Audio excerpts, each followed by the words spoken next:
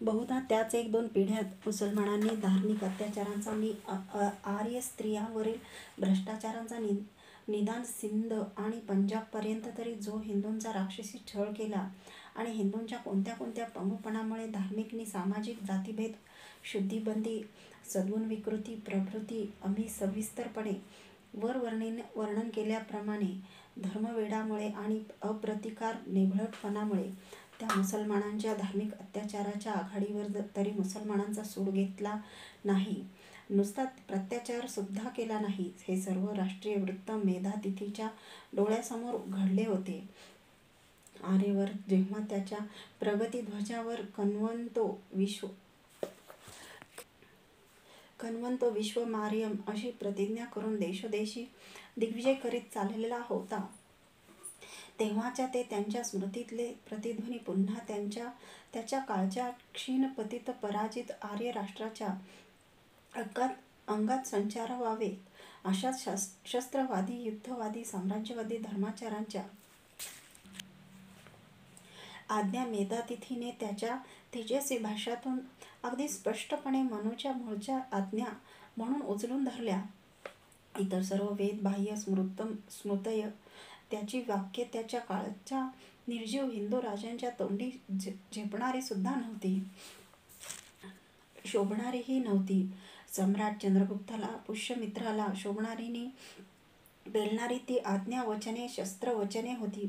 मेधातिथी स्पष्टपणे सांगतात की दुसऱ्यांच्या आणि विशेषतः संभाव्य शत्रूच्या राज्यावर स्वारी करणे हा राज्यशास्त्रात अन्याय होत नाही. किंबहुना राजाचे हेच कर्तव्य आहे की जोवर तो शत्रू आपल्यावर स्वारी करण्यास समर्थ झालेला नाही, तोवरच त्या म्लेच्छ शत्रूवर झडप घालून त्याला चिरडून टाकावा. अशा राजकारणात आपल्या आर्यवर्तीय राज्याचे संरक्षण हाच मुख्य राजधर्म होय.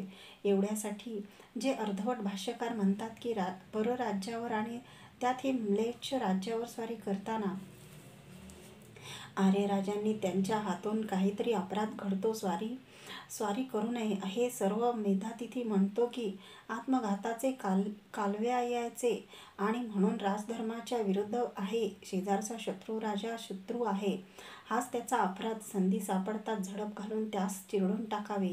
इतकेच नव्हे तर जर शेजारचे अनार्य म्लेच्छ राष्ट्र आपल्या आर्य राष्ट्रापेक्षा बलवत्तर होत आहेसे दिसले तर त्याचा दिखाऊ अपराध घडो वा न घडो, आजूबाजूच्या शत्रुमित्र राष्ट्रांचा व्यूह रचून यशाची निश्चिती वाटताच त्या शेजारच्या अनार्य राष्ट्राविरुद्ध आपण होऊन युद्ध करावे.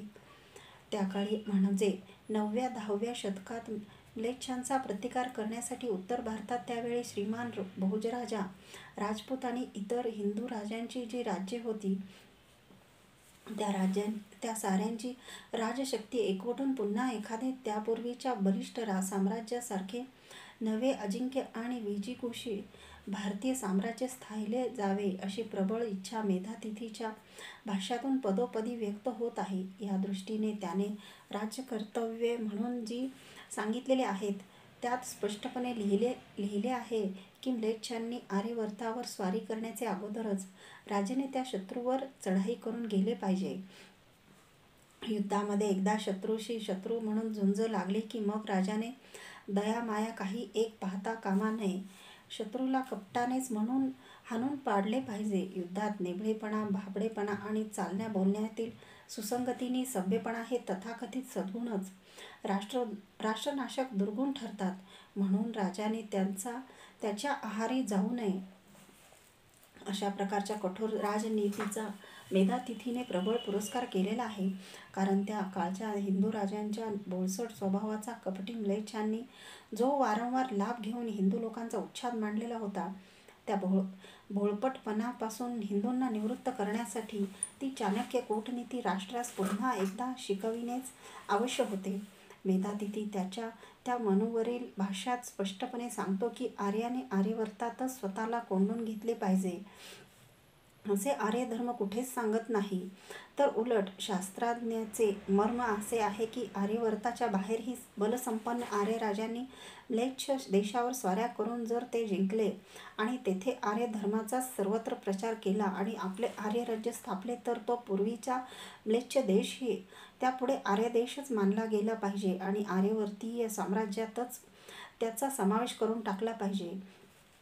मेधातिथीच्या ह्या भाष्याप्रमाणे त्या काळी हिंदू राष्ट्रातील काही हिंदू राज्ये तरी ह्या चंद्रगुप्तकालीन चाणक्याच्या आदर्शाप्रमाणेच भरतखंडाच्या सीमाबाहेर पडून म्लेच्छ देशावर अशा दिग्विजयी स्वाऱ्या अक्षरशः करीत होती.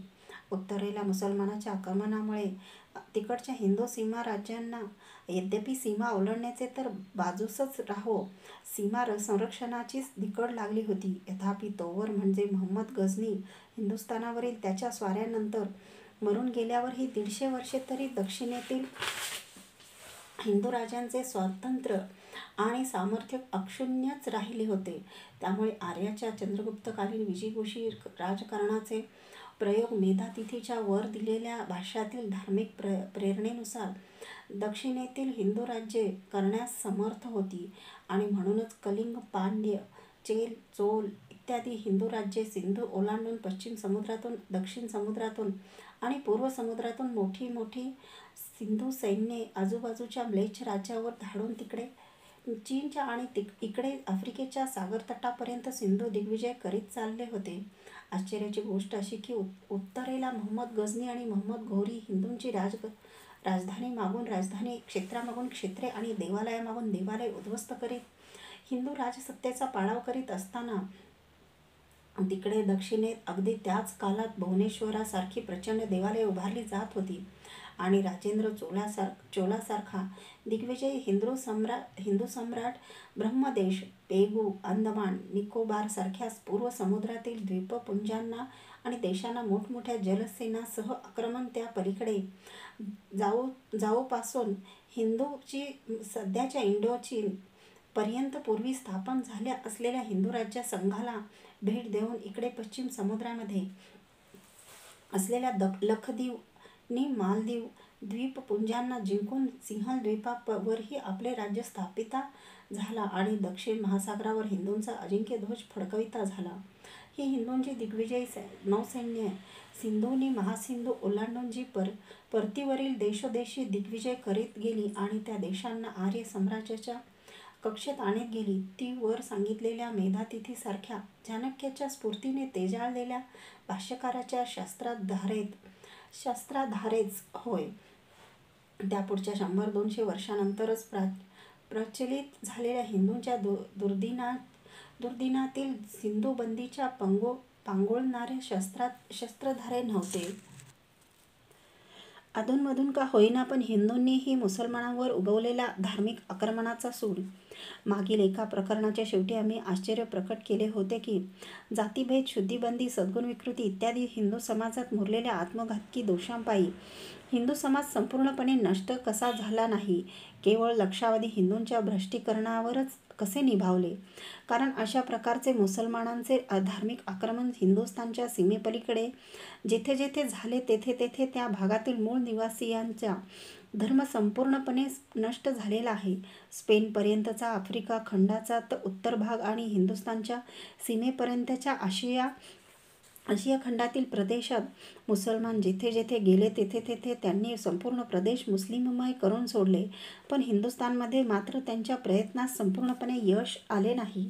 मोहम्मद कासिमची 8व्या शतकातील पहिली स्वारी सोडली तरी 11व्या शतकापासून म्हणजे मोहम्मद गझनीने घोरीच्या आक्रमणापासून तो 18व्या शतकात पेशव्यांनी मोगली सत्तेचा नायनाट करीपर्यंत 1 वर्षे मुस्लिम आक्रमकांनी हिंदूवर राक्षसी सशस्त्र आणि धार्मिक अत्याचार करून लक्षावधी स्त्री-पुरुषांना बलात्काराने बाटून आपले संख्याबळ वाढविण्याचा प्रयत्न चालविला. ही बाटवाबाटवी करण्यास या भूमीतील परिस्थितीसुद्धा त्यांना अनुकूल होती. अशी हिंदूंना प्रतिकूल परिस्थिती असताही हिंदू समाज संपूर्णपणे नष्ट करण्यास मुसलमानांना यश का आले नाही?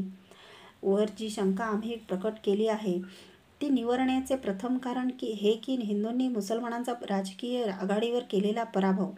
प्रथम भीम, राणा प्रताप इत्यादी राजपूत राजांनी, नंतर विजयनगरच्या हिंदू राजांनी मुसलमानांची राजकीय सत्ता सशस्त्र